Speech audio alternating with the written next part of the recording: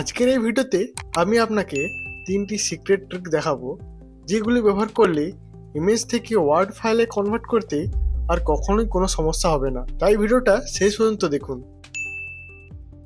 প্রথমে আপনি আপনার ইমেজ টেক্সটটিকে ওপেন করে নেবেন। ওপেন করে নেওয়ার পর এখানে স্ক্যান টেক্সট বলে একটি অপশন থাকবে, ওইখানটায় ক্লিক করে নেবেন।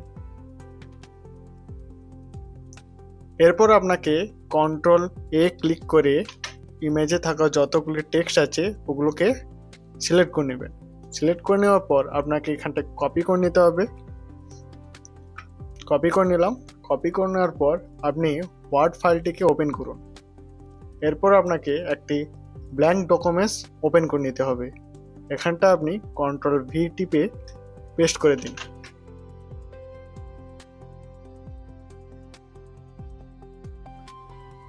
আমি এখানটা পেস্ট করে দিলাম। এরপর আপনি আপনার ইচ্ছা মতো এখানে এডিট করে ফাইলটিকে সেভ করে নিতে পারবেন।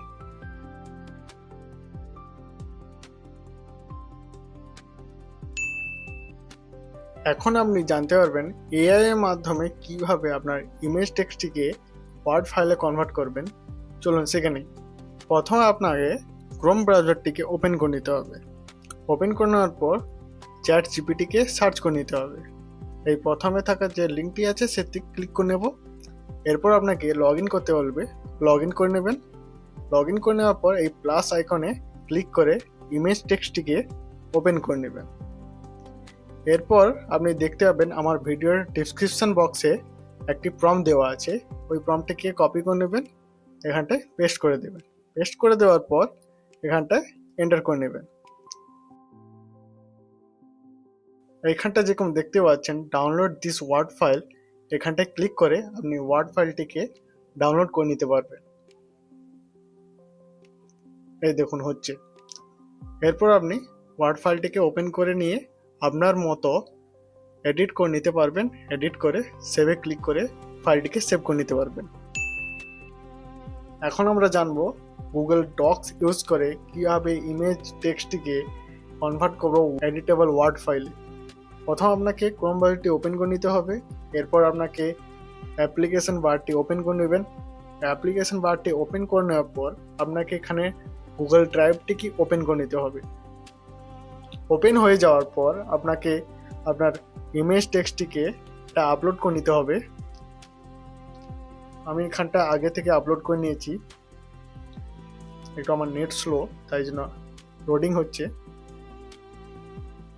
এখানে দেখছেন আমার ওই ইমেজ টেক্সটটি রয়েছে। এরপর আপনাকে এই 3 ডটে ক্লিক করে নিতে হবে।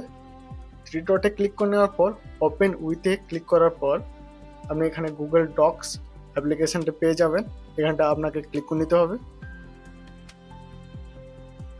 এখন আপনি দেখতে পাচ্ছেন যে ইমেজটি রয়েছে যেটি আমি ড্রাইভে আপলোড করেছিলাম, তার নিচে পাই টু পাই ইমেজের মতোই কপি পেস্ট হয়ে গেছে।